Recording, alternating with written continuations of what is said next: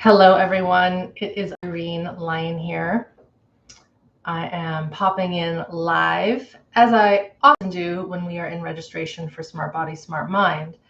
And today I'm going to go through really what is SBSM. That's how we abbreviate it. I'm going to talk about what a person gets, a member, when they're in it. I'm going to talk about why working at this deeper level, from my experience and the experiences of the thousands of participants, students, however you want to call them, the people that have gone through SmartBody, SmartMind, what they've experienced, not specifically, but as a whole. I'm going to talk about some of the lessons that are quite unique to SBSM and my form of practice, at least in the online space. I was a practitioner in private practice. I still am a practitioner in private practice for over 20 years working with humans. I started working with humans in 1997, and I continue to do that in my mentorship programs. So I'm going to do a full overview of everything. Before we get going, and I should make sure that my sound is working. So let's see here. How's that going?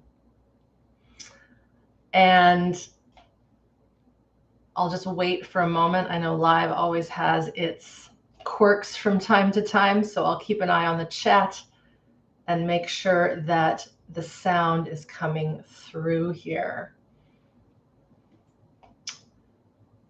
Awesome, thank you. I also have a couple of my team members on the back end to pop in links and answer questions, quick questions that might come up through the chat. So if you're here on the chat, we are watching your comments. So play nice and ask questions about the nervous system. You can ask questions about my work, my process, what this work is. The nervous system and its importance cannot be overstated. And we're at an interesting point in time where 10 years ago, it was fairly unknown. This concept of healing trauma at the somatic level was fairly unknown to a lot of you, I'm going to assume, and it's just risen exponentially in sort of the last 5 years. And I'll talk a little bit about that. So if you do have a question, I will get to questions. I'm going to do a little intro. I'll get to questions, put them in the chat. I have another window here where I'll see those questions, so it's easier for me to find them. I won't be able to see them in the chat. And let's get going. I do have notes. So first off, for those of you new here, thank you for being here. Let me, let my team, let everybody know, where are you tuning in from today? If you are a new member to SBSM, let's say you just started it like yesterday, let us know. If you're an alumni, let us know. If you're thinking about joining, let us know. Maybe you're a 21-day nervous system tune-up member. This is my smaller course. Let us know as well. As a reminder, registration is on right now until next Tuesday, the 23rd. All right. So I have to look. I can't help myself. I'm going to look in the chat. Hello to those joining. Hello, 21-day members. Hello, folks in Canada.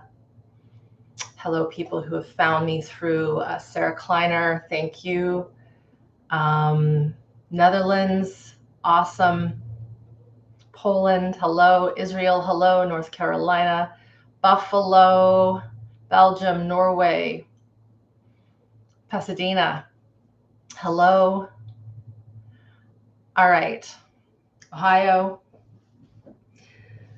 So first off, before we get going, like I said, I've got some notes here. I've been thinking about how I want to start this Q&A, this info call, because it's going to be very tactical. Lots of the stuff that I'm going to speak and mention, you can find all this stuff on the registration page for SBSM. So if you have not gone there yet, be sure to check that out. It's just smartbodysmartmind.com. We'll link that here. So be sure to check that out. All right. So back in 2015, I wrote an article, and forgive me as I look at another page here. guess you don't have to forgive me. I'm just going to pop this on so I can see it. I wrote an article, and I wanted to start with this because it has been so clear to me since doing this work. Each year I come back to the question, is this nervous system work important?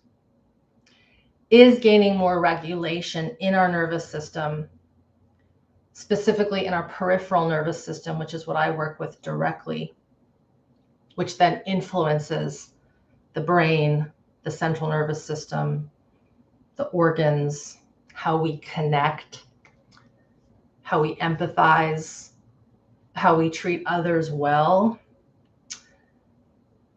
Each year I come back and I go, yep, this is important. This is important. And the reason it's important, I believe, is for us to heal our communities, our family systems, maybe our immediate family. We could look further into our continents, the world, all these things. It does start, I believe, at an individual level. It is important that each person, I feel, does their work to heal their past traumas. We know now that generational trauma, it's a thing. It has been studied, it has been researched. We're constantly improving our capacity to know about this, but we know this through a lot of studies that have looked at children born in highly stressful times and how their system is different from those not born in stressful times. Now, of course, there's other factors as well. But back to this article. In 2015, I wrote an article called The Real Deal on Fear. The Real Deal on Fear and Why We've Become Masters at Avoiding It. Why we've become masters at avoiding it. And I'm not going to read the article. You can check this article out. My team can pop it into the chat here. We'll pop it into the Show More section after this live is done. But I wrote this article, I will read a tiny bit, in the fall of 2015, shortly after some attacks that took place in Paris, France. Maybe some of you were there. It was 10 years ago.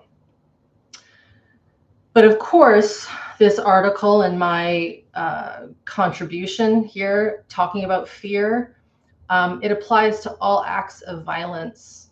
And I really wanted to bring this to light today. So I'm going to read the subheadings, or the headings, I should say, because this applies to the nervous system work we do. It applies to the nervous system work we do. It applies to how we treat ourselves. And if you have children, let me know. For those of you here, are you parents? Are you soon to be parents? Are you grandparents? I got a question earlier today, which I'll answer, about teachers who work with children. How well we process our own stuff will determine how well we treat others and how well our health is.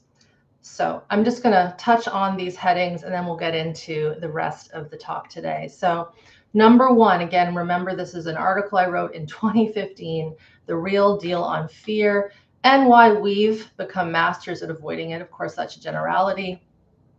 But typically, as humans, we don't like to touch into our fears.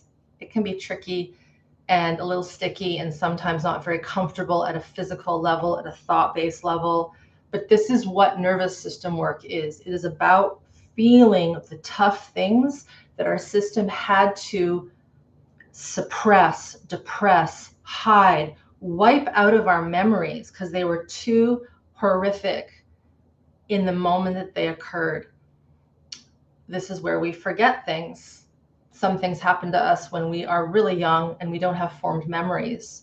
But in our body, in our somatic body, is a survival response that is stored there. Trust me, this is truth.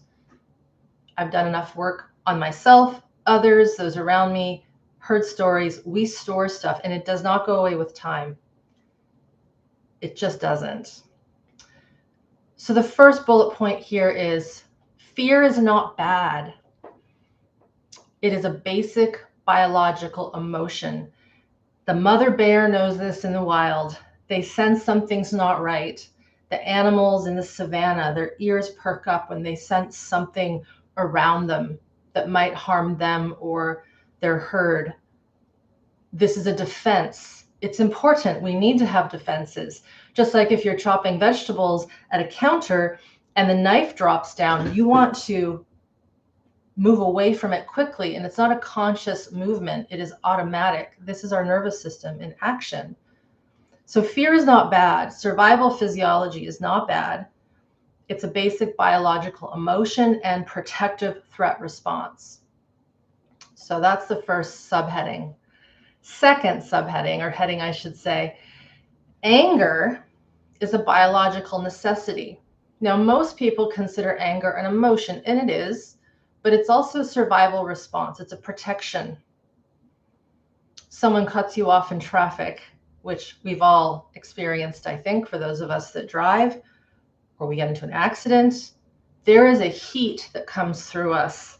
There is a sensation that is so hot and hard to touch, but it's there. We might say our blood is boiling, right? We're enraged. We want to kill. This is natural. These things come up. We all have these things, but the question is, what do we do with them when they come up? When they come up, do we suppress them? Because that's what we've been taught for the most part, yes. If we've seen anger, violence, attacking, abuse in our home life, that might be what we go to. This is the only thing we know what to do when something happens that's not good. So we go instantly into a response of survival, threat, anger, fight, flight. So we might run away. We might run away from it. So again, this is some headings from an article I wrote in 2015 that I wanted to start with because they are such an important topic still. Number 3, hate is not a biological emotion. Hate is not a biological emotion. I'm going to quote my husband here in the article. He says, anger coupled and intertwined with fear that's never been felt and properly processed and is stuck inside a human being turns into hate. I'm going to say that one more time. Anger, so this natural survival response, coupled and intertwined with fear, that's the terror, the, oh my God, I think I'm going to die, what's going to happen, near-death feelings, existential threat. So anger coupled and intertwined with fear that's never been felt and properly processed and is stuck inside a human being turns into hate. So fear and anger are on a continuum, and they need each other. So in order for us to be better humans and to also not get triggered by all the stuff that's around us that for the most part we can't control, I believe firmly, and my students can attest to this, that when we work at really getting good at processing and being with our current survival responses and those that we have stored inside, probably from birth, for some of us in utero, that was my case. And for some of us, our ancestors have stored stuff and never processed. We need to work on this stuff, folks, because it's not going to do the work itself. And then in the article, I continue to talk about spiritual bypass. I also like to call it somatic bypass. And then I actually end the article quoting a little bit of a mention from one of Jane Goodall's books about the chimpanzee wars that she witnessed in Gombe. So you might wonder, what does that have to do with this? It actually has a lot to do with this, because this is in our nature to fight and to feel and to want to protect and all these things. And the difference between, say, us humans and the chimpanzees that she writes about and researched in Gombe, while we use tools and all these things and we play and we have our children and we raise them and we rear them, we have this higher brain. We have this higher brain that can reason, that does allow us to have free will. We have this higher brain that allows us to learn all the things that we do as humans: paper to pen, music, art, science, engineering, poetry, memories. There's so much that makes us quite unique. And that's going to lead me into what I'm going to talk about first around SBSM before I get into the Q's. I see there's some questions coming in here. Is why is it important to do this stuff at the level and to the degree that I teach? So if you're, again, new here, here's what SmartBody, SmartMind is. So it is a curriculum. It isn't just something that you do for 3 months. We call it a 12-week program because we're in live session for about 12 weeks. In reality, it's closer to 4 months. In that, there is intensive theory. It's good theory. It's juicy theory. I love teaching it. And that comes in the form of videos and live calls with me on a Zoom call similar to this. But of course, we're all together on Zoom. There's also Q&As with my husband, Seth. He's also my colleague, where he answers questions that come through each week. We have an amazing moderation team. One of them is on here today, Jen. But we have, at this point, about a team of 9.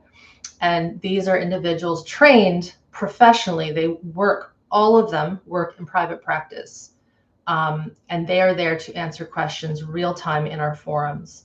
So there is a massive component dedicated to nervous system theory and understanding what is going on in our physiology and why it is there.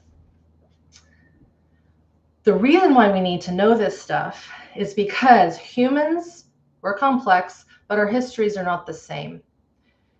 So there is not a place in SBSM where I say, if you have this emotion, do this movement, or if you have this pain, do this exercise, or if you have this fear come up and you feel this constriction in your throat or chest, do this sound. Now, you might start to, as you go through the course and the lessons and you learn this new language that is nervous system regulation, you might start to realize, that lesson, I remember it helped me with this, so I'm going to go back to it. I'm going to repeat it, or I'm going to remember from memory and go into it. But the reason why I don't give this sort of concept of this for that, this for that, this for that, is because it might not work. It might not work. And the reason why is we've all been raised differently. I mentioned Mama Bear a few moments ago. In the wild, bears have cubs, obviously, the mothers. And the way a bear here in Canada, this is where I'm sitting, is in Canada, raises her cubs is exactly the same a mother bear would raise her cubs in the United States, in Russia, in China. Same with cats, big felines. They do the same thing. They don't know culture. They don't know different child rearing practices, bear cub rearing practices. They do it all the same way. I watched this growing up. Both of my parents are veterinarians, small animal, and I watched countless litters of puppies and kittens growing up, and the mother does the same thing. She allows them to feed, she licks them, she keeps them in space around her, and she's just there, providing support, providing attunement, providing nourishment, providing safety, cleaning them, connecting with them. Now, humans, if you guys are here, and let me know, you know probably if you grew up in an environment that was toxic, that was abusive, that was filled with rules, abuse, violence, or maybe the opposite, nothing, no emotional tone, no connection, no empathy, no fun, no play, right? Imagine a cub and his or her litter mates not playing. But also imagine that cub not learning right from wrong. So there's an element of us mammals, we're also humans. Within this, we have mammalian physiology that's identical to those bears. Because of that complexity, it is very difficult for us to heal in a cookie cutter way. And so this is my long way of saying, we offer a lot of education that is taken from my training within the Feldenkrais method, somatic experiencing, work of Peter Levine, somatic practice, the work of Kathy Kane, and a longer one that's called Somatic Resilience and Regulation. That's co-founded with Kathy Kane and Stephen Sherrill. Both of those two are also my SE colleagues, Somatic Experiencing. So really our lineage stems from Peter Levine, founder of SE's work, and his revelation that humans in our natural habitat, we do not express our stress responses in the way that we should to allow for that stuff to not stick inside and get stuck. This goes back to the article I was mentioning that I wrote in 2015.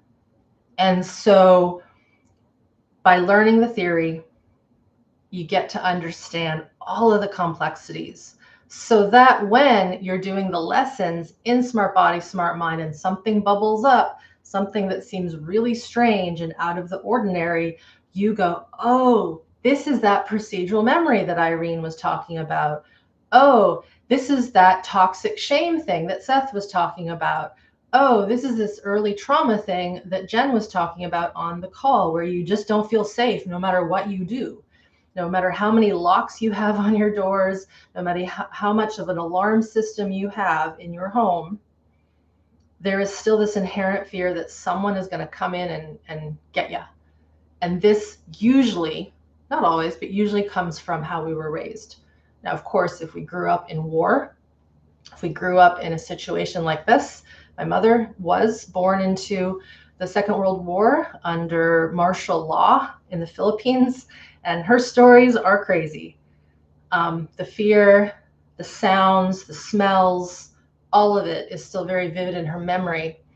And to this day, I believe. The difference is there's no triggers in her system, from what I can tell. So that is a very long way of saying theory is super important. I do not hold back. Anything that I have learned in my curriculums of study, training, I give to you. And same with my moderators. Now, the one thing that we can't do in SmartBody, SmartMind is we cannot do private consultation. So we can't work with you, and we don't work with you individually to work on a trauma. We can't give you advice on what medications to take or how to get off medications, these sorts of things. That is for you and your team of healthcare providers to work with, or maybe your therapist or psychologist, however it might be. But what we're really providing is education. So that is my bit on theory. The lessons. So the lessons are comprised of, we call them labs, but they're like modules that run over the 12 weeks. There's 10 labs. Within each of those are 4 lessons. So each week when we're live in session, there are 4 lessons that get drip, or we don't drip feed them. Each week a new lab comes out, and then you work through those lessons in your own time. We do have a syllabus that shows the suggested pace of how to go through them. But what I've learned, and my alumni will attest to this, you go at your own pace. This is essential. The reason why you go at your own pace, we're all different. Our traumas are different. Our capacities are different. So that means that if you need more time on one of the exercises, if it takes you 2 weeks to get through one lesson, that is fine.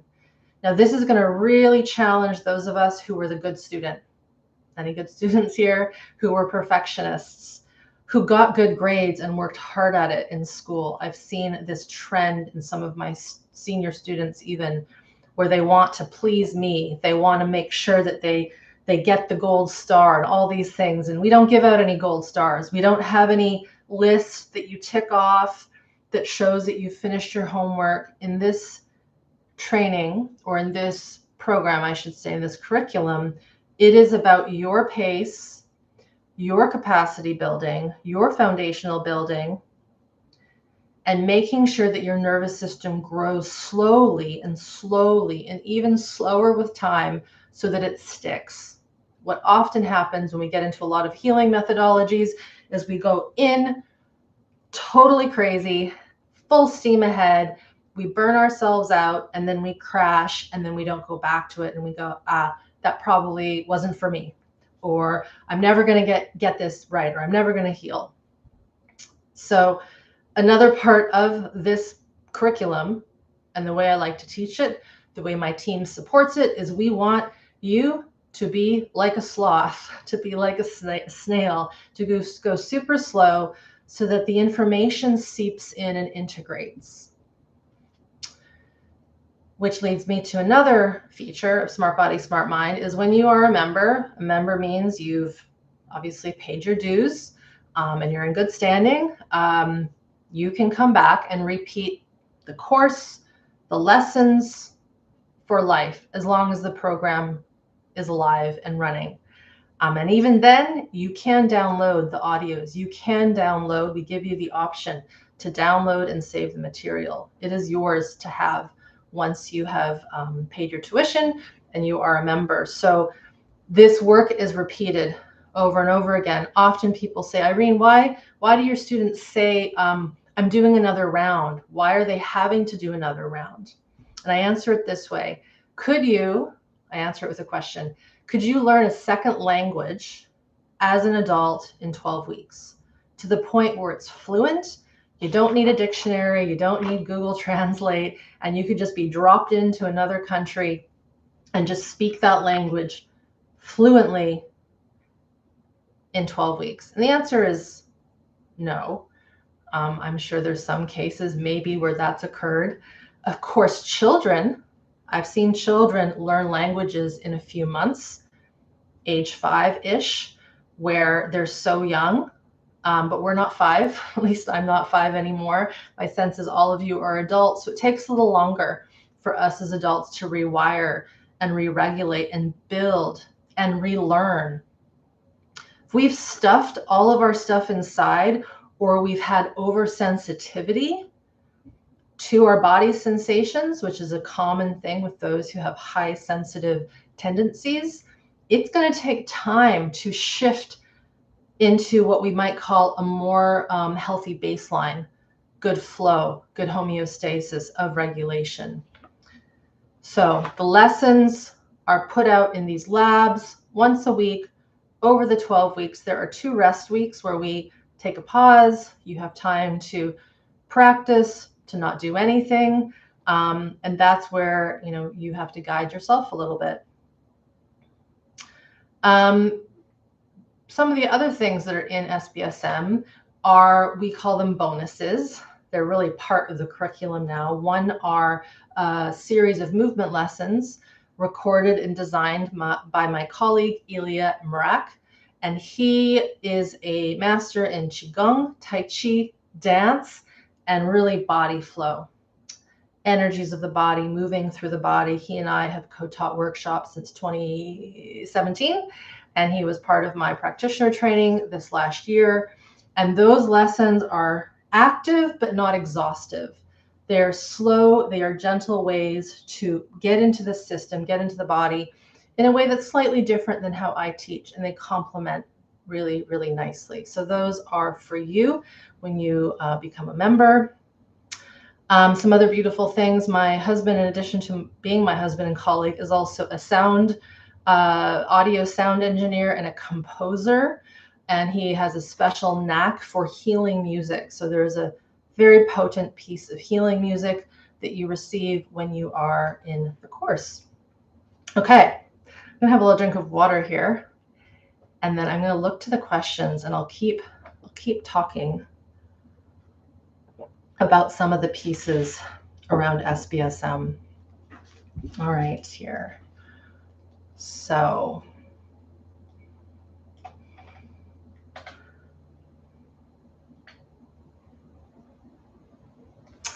the first question here. Hello. This is from Scott. So I was wondering about Grace. Yes. So Grace is the name that I call a client who I worked with a long time ago. Would have been back in 2009. And this was when I was still in practice, well before SmartBody, SmartMind was developed. And by the way, I will add this. I haven't mentioned this. I developed SmartBody, SmartMind because there was a need for my private clients to have homework. It was so clear to me by about 2011 when I had finished the bulk of some of my basic trauma somatic trainings through Peter Levine, that it wasn't enough for someone to see me 1 hour a week for years. Some did. And while there was progress, I can safely say that my online students, who many I've never met, have had more success, more healing, more transformation than any of the clients I worked with in person, because of the format in which they take in the learning and they can self-study in their own time. It was just too hard for me to teach people in private session at a fairly high level of payment. It was not cost effective for me to do that over years and years and years. Be like an apprentice who's learning how to become a carpenter, just doing 1 hour of woodwork a week. They would never get to that point of knowing how to build a house. So it's the same with our healing. It isn't, we've been taught, I think, in some ways, and it might be the psychology culture, the counseling culture, you just do 1 session a week, right? You just do 1 session a week and that's it. And while that's wonderful, it is not going to teach a new skill with 1 hour a week. You need to do more.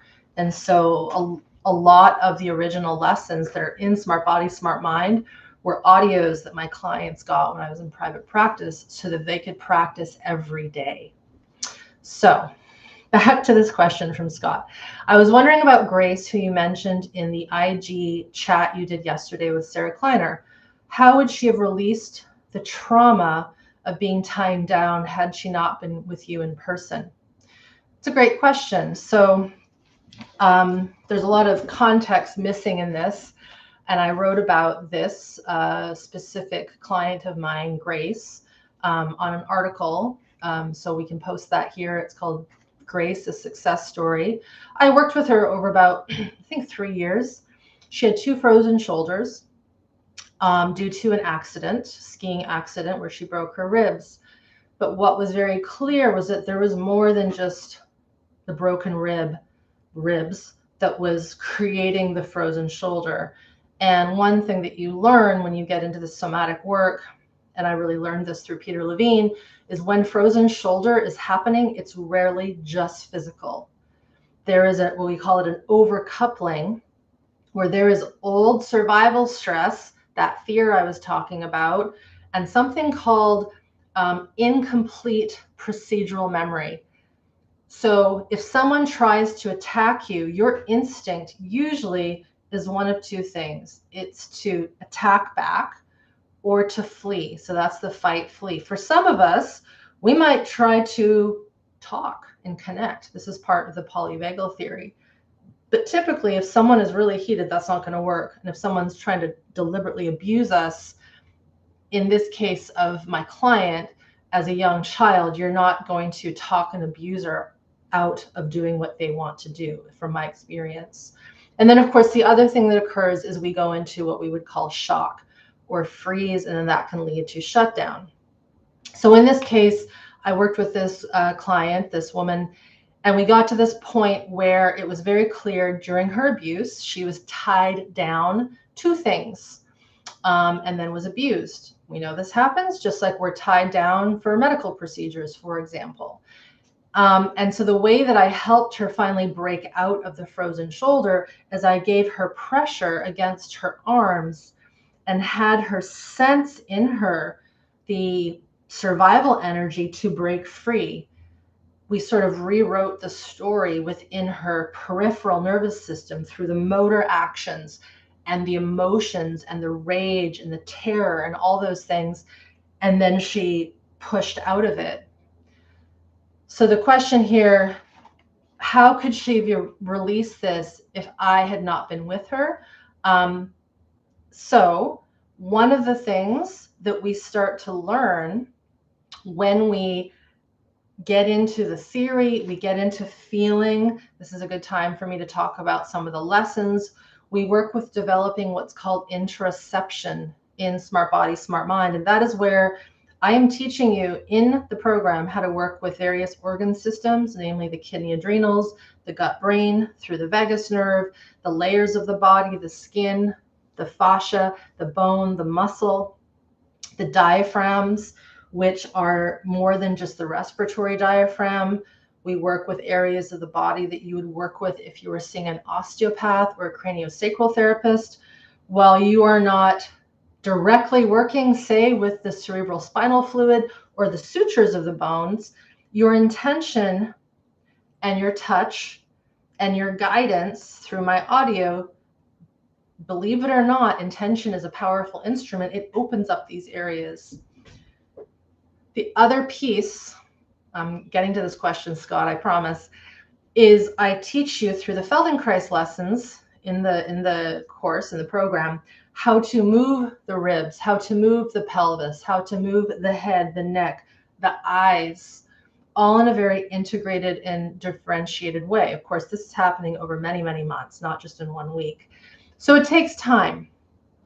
And what I've heard and I've witnessed and I've heard stories from my students is they'll be working, often it's the diaphragm lessons, but it could be one of our anger or healthy aggression lessons, and they get into their body so deeply, coupled with that theory of understanding stored procedural memory, such as being tied down and not being able to release and run and get out of there.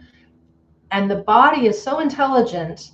And again, granted, the human is willing to let this move, and they can feel, it's as if they're feeling that pressure from their abuser, their attacker, and they literally can break free of it. I've had instances where I'm processing something, and before you know it, I feel my legs running and they're moving for no reason. Right? Sometimes people's teeth will chatter. Sometimes tears will just start to stream down the face for no apparent reason. And so while, yes, it would be lovely, obviously, if we could all work privately with someone one-on-one for 3-4 years at a time, it's just not an option for many of us. There's not enough of us out there trained at this level. And so that's how SmartBody, SmartMind can help, can aid and guide a person into releasing this kind of deep, we would call this shock trauma from the system. It is not enough, though, Scott and everyone here, for me to say to someone, okay, so just pretend with me here. Yeah, you were abused. You had someone hold you down or tie you down. I just need you to think and imagine breaking free. Go. Doesn't work that way. It's just like if you have anger in your system, it's not enough to just start punching the air like this for the sake of punching, because that's a fight response.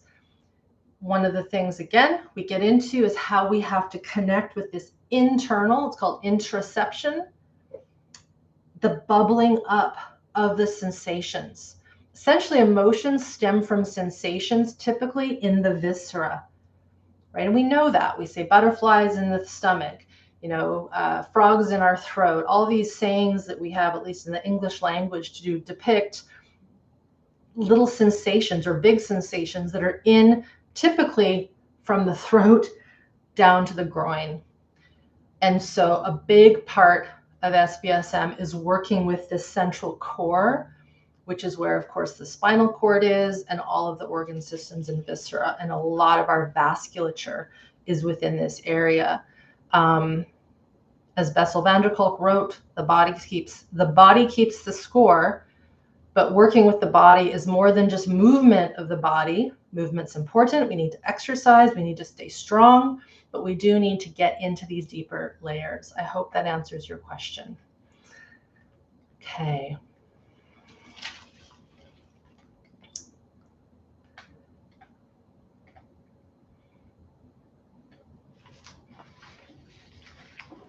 So it looks like there's been quite a few questions answered from my team, which is great. Thanks, Jen. I'm just going to find a few here. Here's one. So one of the questions we often get is, how is SmartBody, SmartMind different from my other program, the 21-day nervous system tune-up? And to me, the difference is huge. SBSM was developed first. So that was it.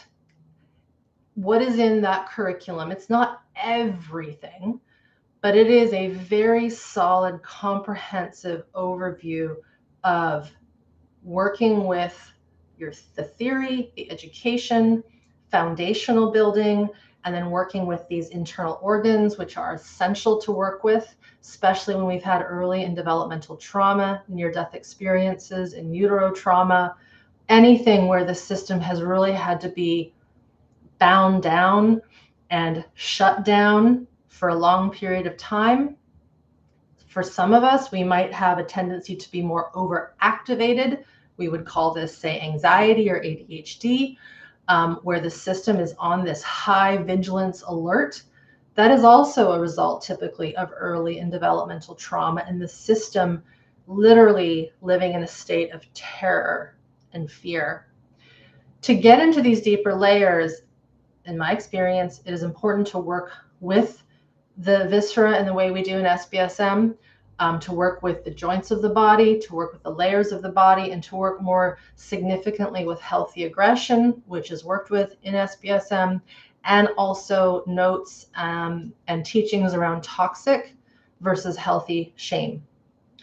So if one has not finished the 21-day yet, I say join SmartBody, SmartMind if this is possible for you. As some of you know, as a 21-day member, we offer you $300 off of the SBSM tuition. So basically your investment in 21-day goes towards the tuition of SBSM. I think it's a pretty good deal. So, if there's a possibility to join SBSM, I would go into that, because you will not get all of those levels into the 21-day. And it's 21 days, and that's fine. And it gives you beautiful connections for building foundation. It gives you the biology of stress videos, gives you some Feldenkrais elements, but it is not getting into these deeper layers of the viscera. Now, it also depends on a person's level of trauma. So we have had some 21-day members who have had amazing shifts in some pretty serious stuff by going through the 21-day alone. From my observation, some of those people had upbringings that were less traumatic. So I will say that. So if you can begin SBSM this month, I would suggest that. Often people ask, what does lifetime access mean? That means, of course, the curriculum is for yours to keep. Everything lives on a password protected website. So you have classic login password. It is all there. The course is drip fed for new members over the 12 weeks. And when we run again, at least this is how it is currently, you can come back and join the live calls, the live Q&As, you can ask questions. So that membership really does last. We have had some people who have continued to do this course years in. And if I know anything, it is that the layers that we hold within our system are quite significant. All right.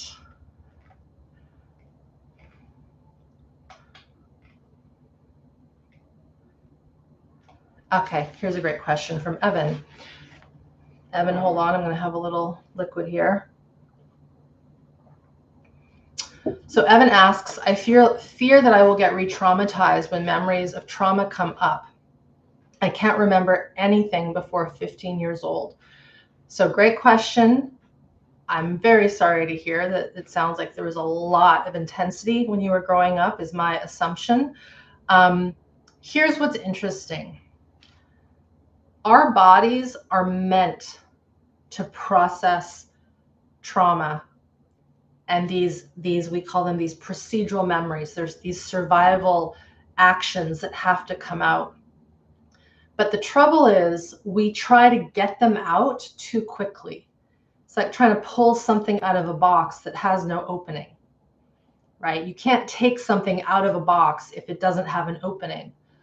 So a big part, this goes back to what I said earlier about slow and taking your time and the education, is as we get into the curriculum, and the curriculum is designed in a very strategic way. The first 4 weeks are a bit more theory and more foundational resource building lessons. And then as we get into kind of the 5th module-ish, into the 6th, 7th, we start working more with the viscera, anger, healthy aggression, the layers of the body. So we're lining it up such that your system is opening up a little bit and then opening up a little bit. As well as, I say to everyone, and everyone can do this starting now, when there is any kind of sensation that comes up, or maybe you stub your toe or you burn your finger or you have a little minor injury going forward, use that as an opportunity, as medicine, to really feel that ouch, that burn, that pain, that emotion, as opposed to doing what we typically have done, which is ignore it, keep pushing through our day. So this ability to follow our impulse can be done at any time, but we often don't think about it because our conditioning is to trip and hurt ourselves and then get up really quickly and get flustered and embarrassed and pretend that we didn't hurt ourselves. And then our system has to go into a little bit more shutdown again.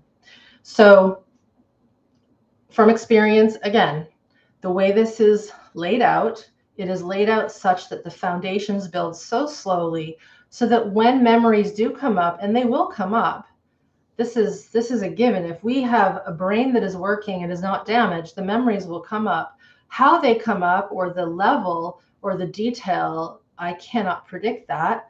But when you have the basic tools in place, when those intense visual memories, maybe sounds, smells, the body movement that has to move to integrate that old trauma, your system will be more primed to know what to do. This is why a lot of things that I don't want to say I worry about, but I don't agree with, are a lot of these intense retreats that you see people go to where they're in a room with 100 people and everyone's doing intense breath work or movement or shaking. And well, yeah, it's nice to get the breath going and get the movement going. And of course, it's wonderful to be in a group of people. If we have early trauma that is unresolved, those group of people are strangers to us, right? We don't know really what's going to happen around us. And we can open up that box too fast, then we don't know what to do with what has come out. And then, of course, we have all the energy around us of other people who also don't know potentially what to do with the things that are coming out of their system. So this is probably one of the slowest and more gentle ways to work with trauma. I would even say more gentle than working one-on-one with a practitioner. Now, it is sometimes incredibly important to work with a one-on-one practitioner. Again, it just comes down to, do you have access to someone who is good at what they do? They might. I often say the key is you've got to interview the people that you are about to work with. I did do an article a while back. It might be a video, I can't remember now, titled How to Find a Good Somatic Practitioner. For those of you that are kind of deciding, do I do this or do that? Have a look at that. The one thing I will say is the model in which the helping professions work typically is you book an hour or maybe 30 minutes. I know some therapists are starting to work in smaller chunks of time.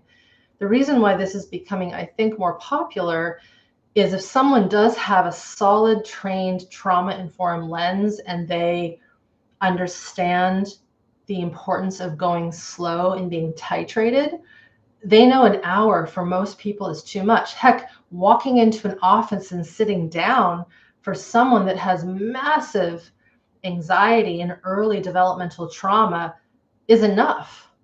You know, there were some people in my practice where we didn't even get to do body work. They just sat on the chair in my waiting area with their coat on.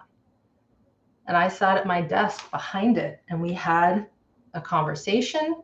Wasn't therapy, but I would have them notice their body that far away from me. And that's what was needed. So again, everyone's a little different, but I share that because the beauty again of online, even though there's a lot online that isn't good, you can titrate online. You can stay in the comfort of your own home. You can start something and feel something bubble up and go, I'm going to pause that now. I'm going to take a walk. I'm going to have a cup of tea. I'm going to have a bath. I'm going to go outside, get some fresh air. I'll come back to that later. That is building capacity. Building capacity is listening and knowing when enough is enough. Okay. Someone here, apologies, I'm not going to be able to pronounce the name properly. Ingun, Helen says, I've been controlled by my parents my whole life, and I have this pattern inside of me saying that I am not the authority of my own life and not allowed to make any decisions. Suggestions to reprogram. Yeah, this is, first of all, this sucks. And I also know that this is how many parents act. And it's from their own place of dysregulation, right? Often things like addictions happen because we need to control something. Anybody who I've ever worked with who has an eating disorder, their home life was a mess. So what was the one thing that they could control? Their eating. This is also, I see this high with OCD, with people who are perfectionists. I can't control that stuff out here, but I can control my actions. I can control my behaviors. I can control what I put in my mouth. So when it comes to parents, they've got this little human. It's like, ooh, I can control this little human and try to get them to do what I want. Now, of course, what occurs with this is then this little human, in this case yourself, never felt what it was like to be autonomous, to make a mistake, fall, not be blamed or shamed, and to get up and try again. This is one thing, not one thing, it's one of the big things that I have seen really help people as they go through SmartBody, SmartMind, is not only are they doing the lessons and showing up for themselves and rewiring their physiology, they're changing how they learn. This comes into what I teach in SBSM when it comes to the Feldenkrais work. It's quite vast, but one of the premises of Feldenkrais is teaching you how to rethink your actions. It's done through movement. It's called awareness through movement. And it's teaching you how to choose different paths, how to really sense internally and decide a point of reference and then move with that and move with it with ease. Oh gosh, when I move, I'm holding my breath. I'm clenching my this. My toes are curled. Okay, I'm going to try that again. And then you try it again. And it's like watching a toddler learn how to walk.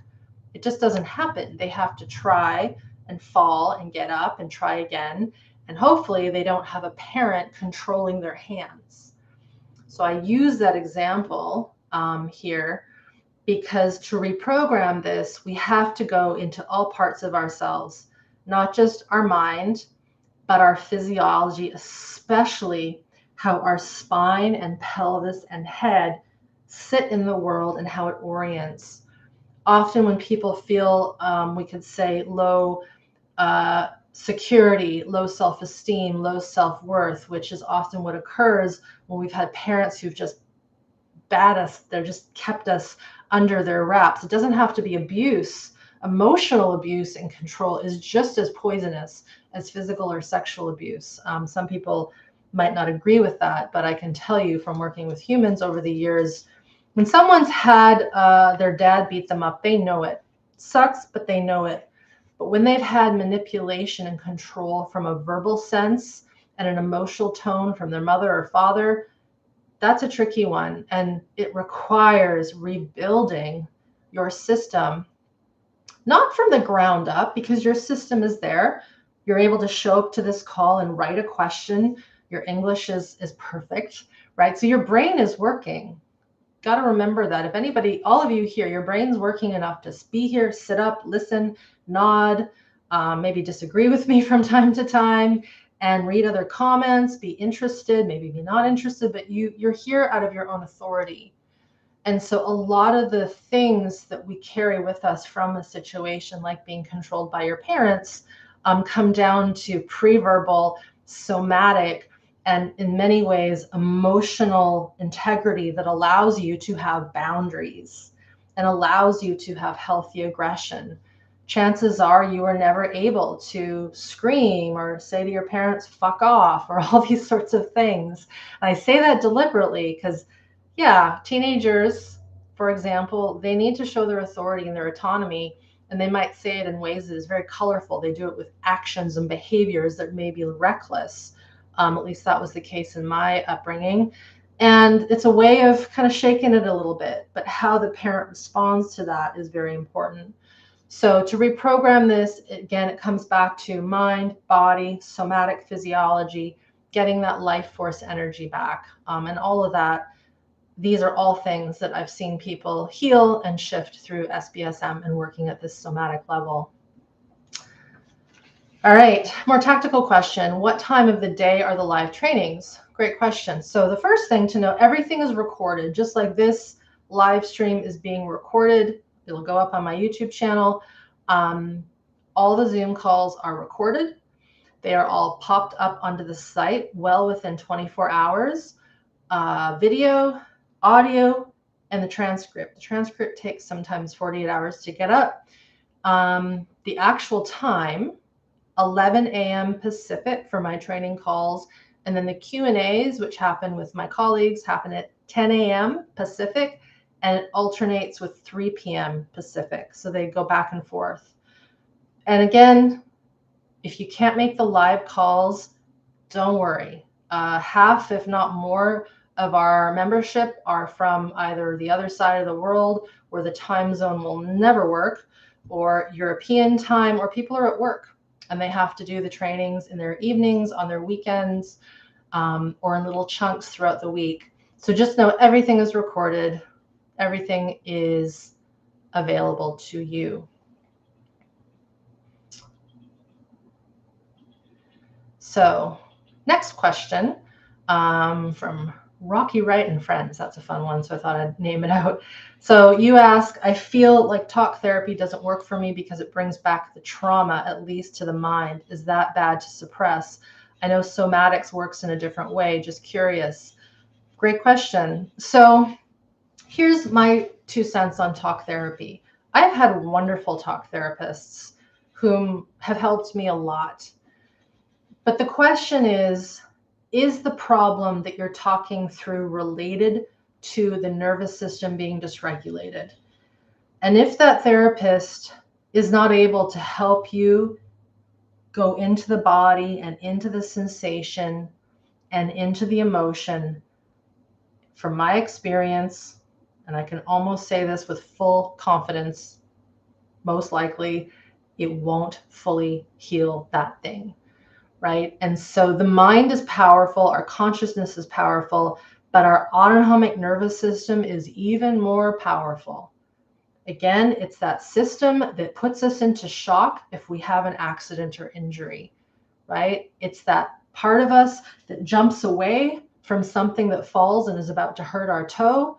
We don't think about it. So it's essential for us to know when to suppress something and when not, because you ask, is it bad to suppress? So I'm gonna do a sidebar here. We know through a lot of research, namely the seminal research study called the ACE study, Adverse Childhood Experiences Study. This has been replicated, this data, across the earth, different countries, different people. We know when there is early stress growing up, and it doesn't have to just be abuse. Of course, the ACE study was more around abuse, physical, mental, emotional, addiction in the family, but it also can be early surgeries, a parent who isn't well, can't take care of you. So when we are little, if we cannot move through what we are feeling because the circumstance is not safe, we're going to suppress not just our emotions, and not just our life force energy, but our authentic self, our soul. And that's hard for a human because, again, we are mammal, but we're also soul. Humans have this higher brain, and they have something, I believe, that is even higher and more connective. And because of that, when we suppress this stuff, when we keep it inside, what the ACE study showed us is eventually we will get sick. It's just what we know. This is where cancers pop up. Certain cancers, of course, very different than living near electrical lines or a nuclear waste facility. Of course, cancers can be created from other environmental reasons. We know this. But when it comes to the system just not recovering, anxieties, depressions, autoimmune conditions, chronic disease, neurodegenerative conditions, these have all been written about at length in many pieces of text, namely Gabor Mate's book, When the Body Says No, is still probably the best book that talks about how suppressing the trauma leads to chronic illness. So this comes back to something I said almost an hour ago, which is time does not heal this stuff. I don't think it's needed for us to die of illness, right?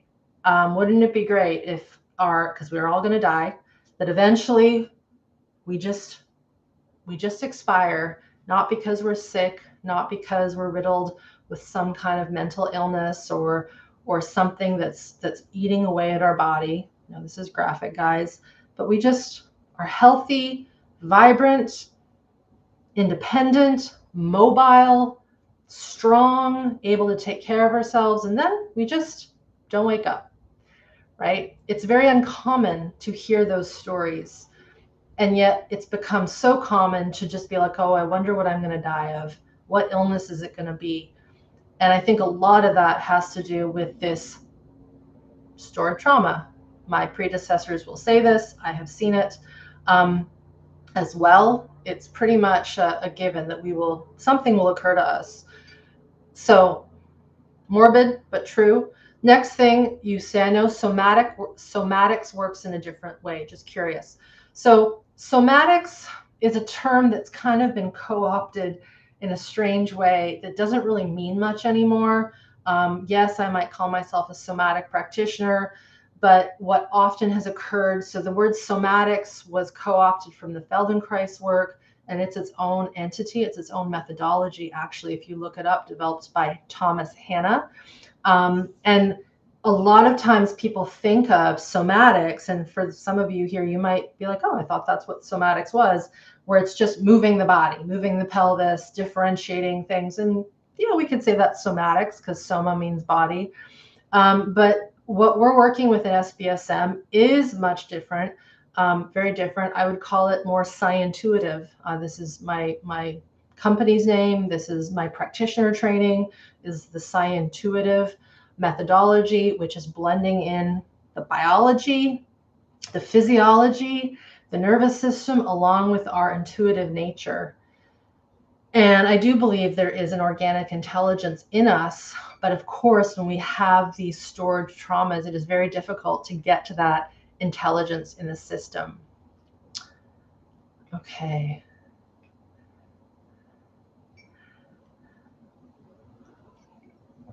All right, friends. Just going to go to my list here. We're at the hour, just past it. I want to make sure I haven't missed anything. Thanks for hanging out and being here and asking questions.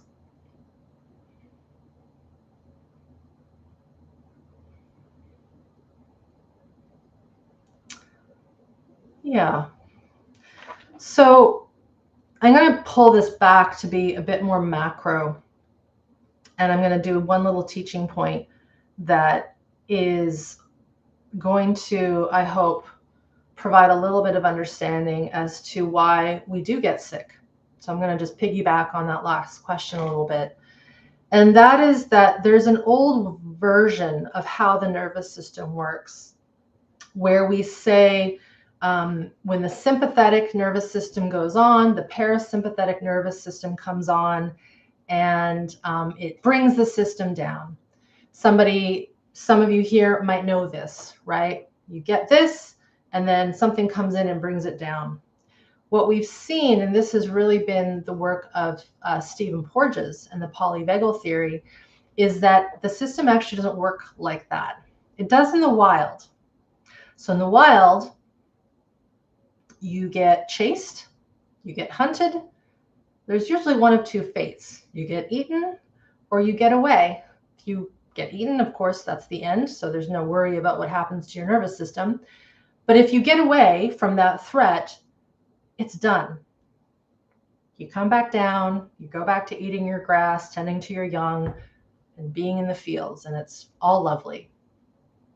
But what we have found, and this was really first put on the map by Peter Levine, and then Porges confirmed this in a lot of his research, was that because as humans, we have got this higher brain, and we have society, and we have comforts and resources, we can have a really bad, scary thing happen to us, and holy hell, we can survive a long time.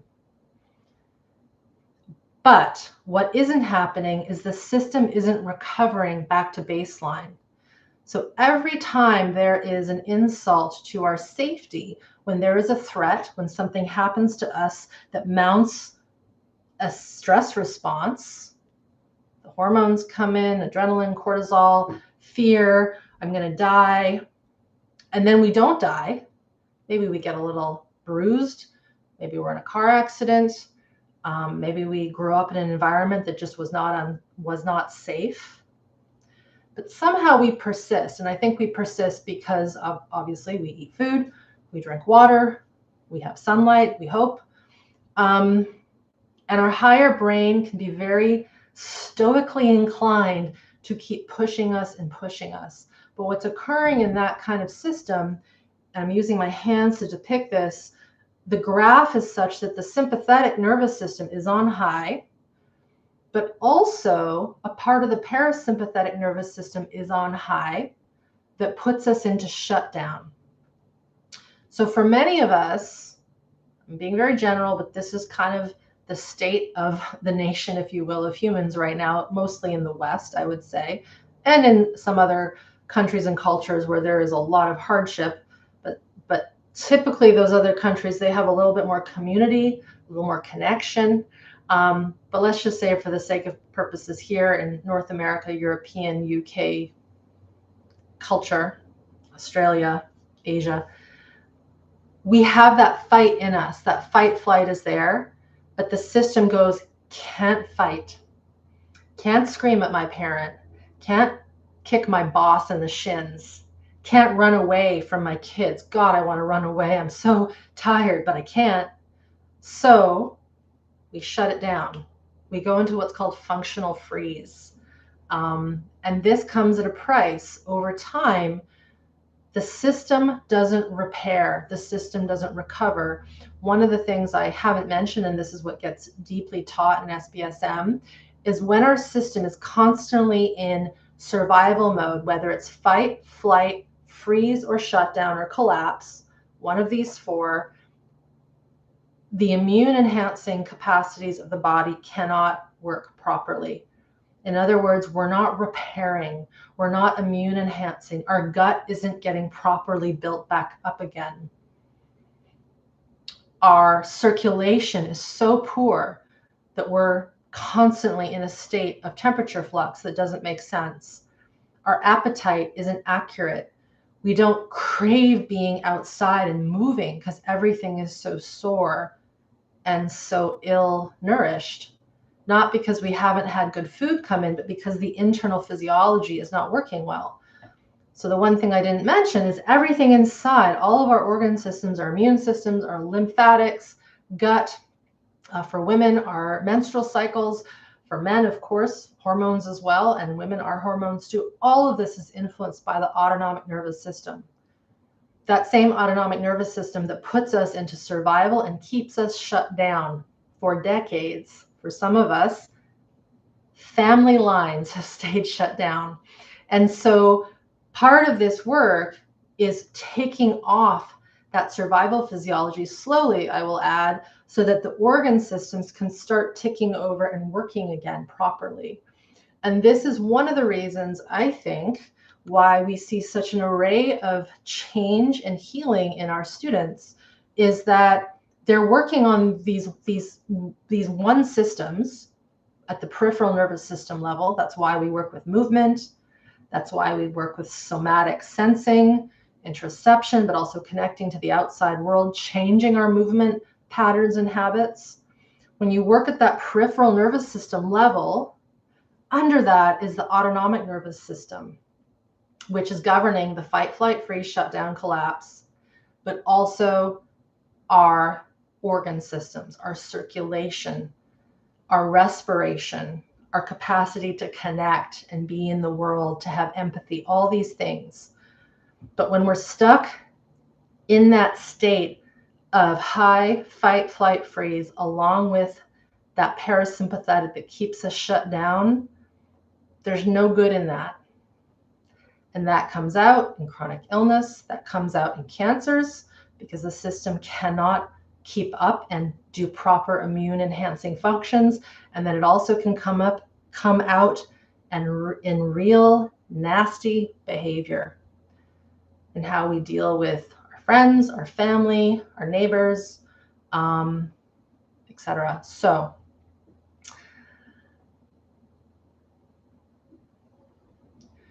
often, and just looking at some of the questions here, people will ask, can this help with this? I have anxiety, I have depression, I have a phobia. I will say, because all of these things are connected to our nervous system and our peripheral nervous system, yes, so much can be healed when we work at this nervous system level, at the level that I am teaching. This is a very unique curriculum and program syllabus. This does not mean that we do not need to eat well and exercise and live in a healthy environment and have some form of community. But I also know if we have come from a history of community that is toxic, meaning our family systems, unsafe, for many of you, you might be living alone and you love that because it is safe. And I think that that's fine to acknowledge. I have seen by, again, learning about my students' stories over the years, that as they figure out their nervous system, as they heal, as they get these old survival stresses out, they say a few things. So I'll name them and then we'll call it a day. And oh, by the way, I'll be doing another Q&A call on Saturday, exclusively for my 21-day members. So if you're a 21-day member, check out your email inbox. We'll be doing a call on Zoom. So it'll be a little bit more intimate. We'll be with my husband. We'll be answering your questions. So let us know what your questions are via email. And then I'll be doing another Q&A similar to this on Monday, also on YouTube. So you can ask your questions there, or you can email support, my support team, just support@irenelyon.com. And they're all real humans. There are no AI bots, and they're answering your questions that you might have that have not been answered today. And of course, on the site, at this point, we have 21 FAQs, so frequently asked questions. Have a look at that. There is so much information on that site. Watch some of our student histories. There's a beautiful new video, 13-minute video on the site and also on the YouTube channel here that I really would love for you to watch. My video editor, we put a lot of work into it. It was hard for us to pick. I think we chose 31 of our students to highlight. We've had thousands go through SmartBody, SmartMind over the years. This is the 18th time we've run it. We're about 10 years in, I believe. So all those things I wanted to mention. But back to what I was going to say. Some of the things that my students say when they become more regulated, really at this deep somatic level, that is top down and bottom up. It's both. This isn't just bottom up work. It's top down work as well, because you're learning how to change behavior. They'll say these few things. They'll say, one, I feel more human. And then they say, I don't know why that seems so strange, but I actually feel human. And I don't think I've ever felt this before. And I think that's because for a lot of humanity, we have been living in survival. We've been coping, but we don't have to. So that's number one. The second thing people will often say is, I can't imagine living a life without this. It's just what they say. They say, this has changed everything. I'm a better human. I'm a better parent. I'm a better partner. I'm a better teacher. I can see people differently. All I see now are nervous systems, along with, of course, the soul attached. We become more compassionate. We have sympathy for what we see out there. We understand better why things happen. And then the other thing often is said, and I've heard this countless times, I feel more spiritual, but not in a religious way, but I feel more connected. Because the course is about learning how to connect to you in a real authentic way, which is what our parents should have taught us as infants and as toddlers and children. Some of us didn't get that, so we have to do that as adults. So we're learning how to connect to our internal, but we're also, this is where, again, I think this is very unique. We're learning to connect to the environment. We're improving our connection with the immediate environment. Something as boring as just the cup of tea that's in front of us, the windows of our homes, the trees, the fact that there's oxygen here, it's a guarantee. We're all breathing it. We're all alive because of it. So there's this connection that is so simple and yet so profound. And something occurs when you work with those connecting pieces and you move survival stress out of the system and you learn about your body in a way that is like no other. Something gets spiritual. There is like a higher felt sense of I am important and what we are doing here is important. And that cannot be missed. I have to say that. Yes, this is about science. This is about biology. This is about trauma. This is about regulation. This is about relearning. It's about all those things. And there's another piece that always comes out that is harder to study and is harder to put on an academic paper. But I hear it and I see it. One could say it's anecdotal evidence, but some of the best evidence out there is anecdotal. So I wanted to just name that if you're feeling a little lost and you don't know where to go and you don't know what the meaning of being here is, this can really make a difference. And we hear that in our students' stories over and over again. So thank you so much for being here.